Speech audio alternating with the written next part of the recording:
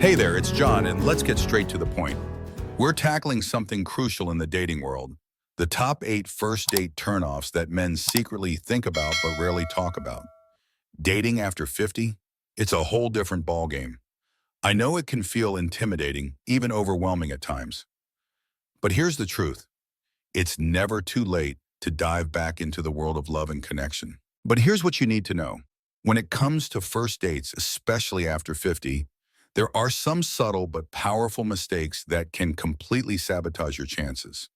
And the worst part? You may not even realize you're making them. Years ago, I wrote a blog for the Huffington Post called The 8 Dating Turnoffs Men Over 50 Should Stop Doing.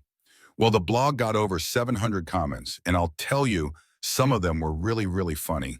Unfortunately, those comments are totally gone now, but it was interesting to read because both men and women commented. Women agreed with what I wrote, and they added a few more turnoffs to the list. But the interesting thing was, men chimed in with what they thought women needed to know about things that turned them off. And today I want to share these 8 turnoffs with you so you're not doing them on your dates. So, let's get started. Turnoff number 1, men want to meet the real you. The first turnoff really surprised me. Not because of what it was, but because of what it meant. The biggest thing I heard over and over again was about shapewear. As women, we're told that shapewear enhances our figure. It makes us look better. You'll look 10 pounds lighter if it doesn't cut off your circulation first.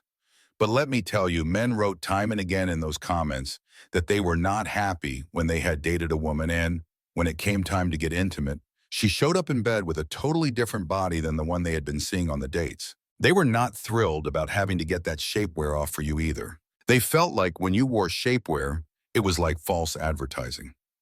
Let's face it, shapewear is not comfortable. You actually want a man who's going to like you exactly as you are. And you can have that by always showing up as the real you, both online and in person. Another thing to consider is that you have to come to love yourself for who you are, just how you are. Men of all types love women of all shapes and sizes. Turnoff number 2, complaining about men in your life. Turnoff number 2 is when you complain about the men in your life to a man on a first date. Sometimes women show up on a date and immediately start complaining about how bad the last date was. Or they talk about how their ex did something stupid. Men don't like it when the first words out of your mouth involve some type of male bashing. The reason they don't like it is that they think, what the heck are you going to say about me after this date? You also come across as a drama queen when you talk trash about other men. If you want a second date with a nice man, do yourself a favor and process your stories about your exes with your female friends, not with other men. Men are wired to fix things for you. When you have an issue with an ex who might have been terrible to you, a man who's just met you doesn't have the ability to fix things yet. He feels frustrated because he can't help you, and that makes him feel inadequate. Turnoff number 3, be sure you're posting current pictures of yourself online. Turnoff number 3 is when you don't post current pictures of yourself online. You want to post pictures that are less than a year old. This should be obvious to both sexes, but I always tell my clients to at least have a picture of your face and a full-length picture of your body. Men think you're hiding something when you only post pictures of your face. Women think, well, if they get to know me, they'll see I have a really good personality, and when they meet me, they'll think, hey, she's great, and they'll ignore whatever I'm not feeling good about myself and my body. But that doesn't work. When you post pictures that don't represent who you are today, you come across as a liar.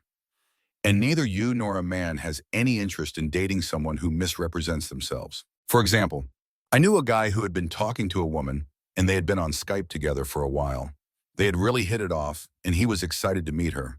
But when she got out of the car to meet him, he saw her and she was very, very overweight.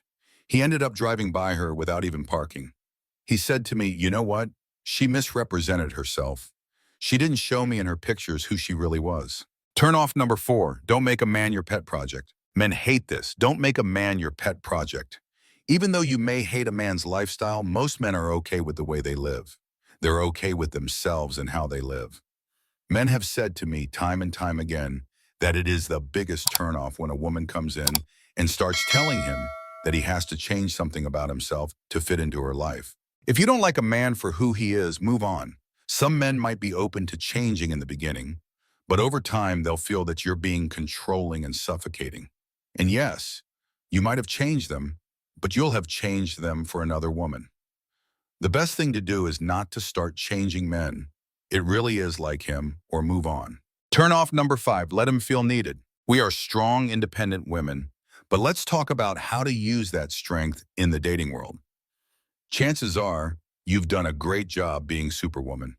You know how to do things fast and efficiently.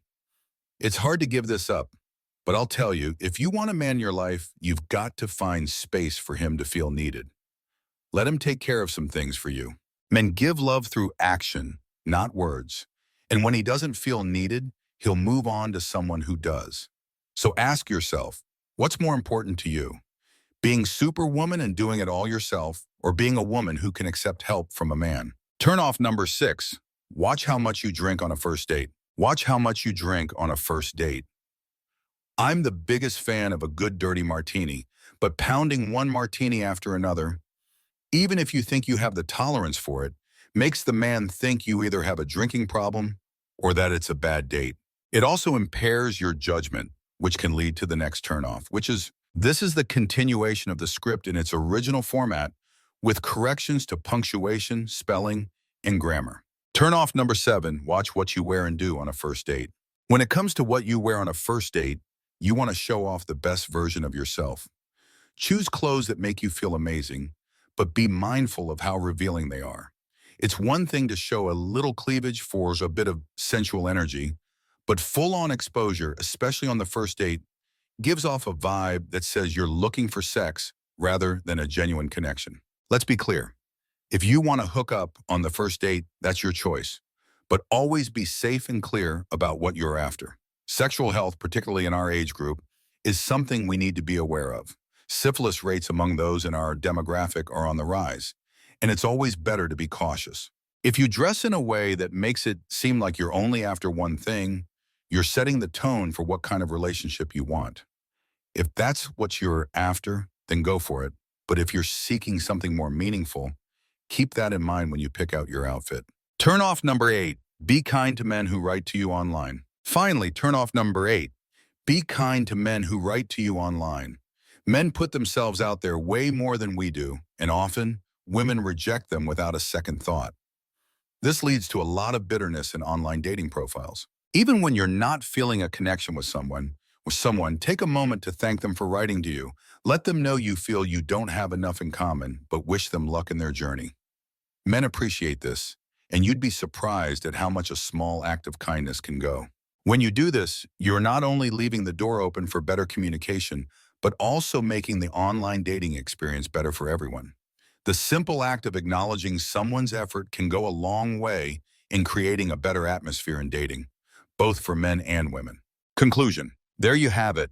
8 first date turnoffs that men over 50 often experience in dating.